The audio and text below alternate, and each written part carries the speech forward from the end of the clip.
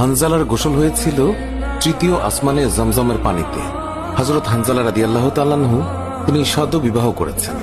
ওই সময় আমাদের প্রিয় নবী সাল্লাল্লাহু আলাইহি ওয়াসাল্লাম সাহাবীদেরকে বললেন, আমার সাহাবায়ে কেরাম, তোমরা উহুদের যুদ্ধের জন্য প্রস্তুতি গ্রহণ করো। রাসূলুল্লাহ সাল্লাল্লাহু আলাইহি ওয়াসাল্লাম হযরত হানজালা রাদিয়াল্লাহু তাআলা আনহুকে বললেন, হানজালা, তোমাকে যুদ্ধে যেতে হবে না। তখন হানজালা রাদিয়াল্লাহু তাআলা আনহু বললেন, ইয়া রাসূলুল্লাহ, আপনি যুদ্ধে যাবেন, কাফেরদের সঙ্গে যুদ্ধ করবেন, আর আমি সেখানে না গিয়ে স্ত্রীর সঙ্গে আমোদ প্রমোদ করব? এটা আমি সহ্য করতে পারবো না। আমাকেও যুদ্ধে নিয়ে চলুন। রাসূলুল্লাহ সাল্লাল্লাহু আলাইহি ওয়াসাল্লাম তখন বললেন, হানজালা, আমি তোমাকে আদেশ দিলাম, তুমি বাড়িতে থাকো, তোমাকে যুদ্ধে যেতে হবে না। হানজালা তখন নবীর আদেশ শুনে কাঁদতে কাঁদতে বাড়ি চলে গেল। আমাদের প্রিয় নবী সাল্লাল্লাহু আলাইহি ওয়াসাল্লাম সাহাবীদেরকে নিয়ে যুদ্ধে চলে গেছেন। এদিকে সাহাবী হানজালা তার স্ত্রীর সঙ্গে রাত কাটানোর পর তার উপর গোসল ফরজ হয়ে গিয়েছে, তাই সে গোসল করতে গেছেন, পানি নিয়ে দাঁড়িয়েও গেছে। এই সময় মদিনার গলি থেকে কেউ একজন চিৎকার করে বলছিলেন, মদিনার মুসলমানরা, তোমরা কার জন্য জীবিত থাকবে? তোমাদের প্রিয় নবীকে কাফের মুশরিকরা শহীদ করে দিয়েছে। এই কথা যেই মাত্র হানজালার কানে পৌঁছালো, তখনই তিনি পানির বালতি ফেলে দিয়ে তার স্ত্রীর কাছে গেল এবং তার স্ত্রীকে বলল, হে আমার স্ত্রী, তাড়াতাড়ি আমার তলোয়ারটা দাও। যে কাপুরুষরা আমার নবীকে শহীদ করেছে, যে কাফেররা বিশ্বনবী হযরত মুহাম্মদ সাল্লাল্লাহু আলাইহি ওয়াসাল্লামকে হত্যা করেছে, আমি তাদেরকে ছাড়ব না।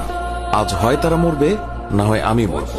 যেই দুনিয়ায় নবী নেই, সেই দুনিয়ায় আমি বাঁচতে চাই না।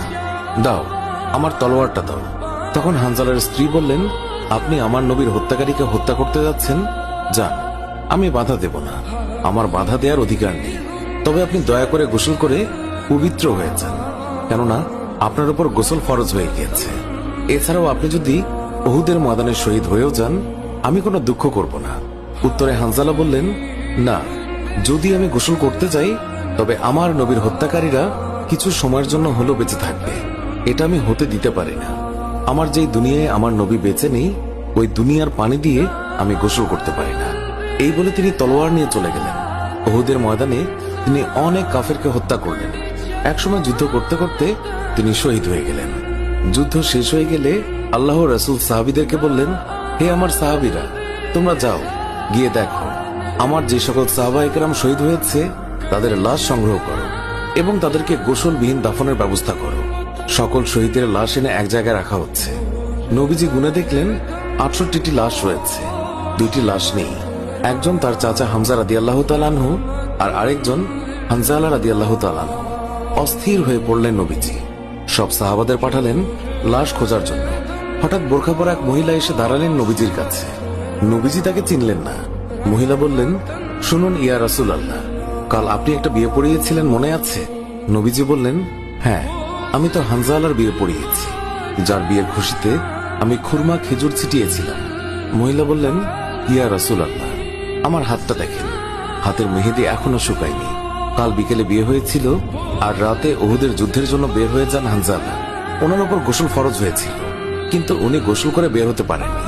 যাওয়ার আগে শুধু বলে গেছেন, যদি বেঁচে থাকি তাহলে দেখা হবে দুনিয়ায়, আর যদি শহীদ হয়ে যাই তাহলে দেখা হবে জান্নাতে। নবীজি কাঁদছেন। মহিলা বললেন, ইয়া রাসূলুল্লাহ, শহীদের তো আপনি গোসল দেন না, আমার স্বামীকে আপনি একটু গোসল করিয়ে দেবেন? নবীজি সম্মতি প্রকাশ করার পর একজন সাহাবী দৌড়ে এসে বলল, ইয়া রাসূলুল্লাহ, হানজালাকে পাওয়া গেছে। সবাই গেলেন, গিয়ে দেখলেন সাদা কাফনের ভিতরে লাশের মাথায় পানি। নবীজি হানজালার মাথায় হাত দিলেন। জিবরাইল আলাইহিস সালাম আসলেন নবীর কাছে, এসে বললেন, ইয়া রাসূলুল্লাহ, হানজালার কোরবানিতে আল্লাহ পাক এতটাই খুশি হয়েছে যে আমার বাহিনীকে আদেশ করলেন তাকে নিয়ে আসতে।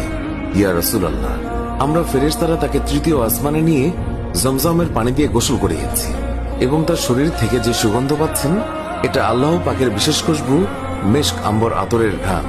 আমরাই ওনাকে কাফনের কাপড়ে আচ্ছাদিত করেছি। আল্লাহ তার প্রিয় মানুষকে কি পরিমাণ ভালোবাসেন, কি পরিমাণ সম্মানিত করেন, তা আমাদের পক্ষে কল্পনা করাও সম্ভব নয়।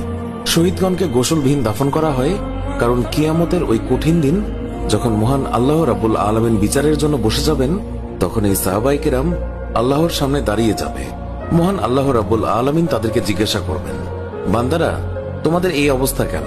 তারা তখন বলবে, রাব্বুল আলামিন, আপনি তো জানেন আমরা আপনার ওই সকল বান্দা যারা আপনার বিরুদ্ধে যে সকল কাফের মুশরিক কথা বলে তাদেরকে হত্যা করতে গিয়ে শহীদ হয়ে গিয়েছিলাম। আল্লাহ তাআলা বলবেন, ও আমার বান্দারা, তোমরা যারা আমার জন্য তোমাদের জীবনের মায়া ত্যাগ করেছিলে, তার জন্য আমি তোমাদেরকে আজ বিনা হিসাবে জান্নাত দান করলাম। সুবহানাল্লাহ। সুপ্রিয় দর্শক, এর সাথেই শেষ হচ্ছে এখনকার ভিডিওটি ভালো লাগলে লাইক দিন, আপনার প্রিয়জনদের মাঝে শেয়ার করুন। এখনকার মতো বিদায় নিচ্ছি, দেখা হবে নতুন কোনো ভিডিওতে। এতক্ষণ ধরে ভিডিওটি দেখার জন্য অনেক অনেক ধন্যবাদ।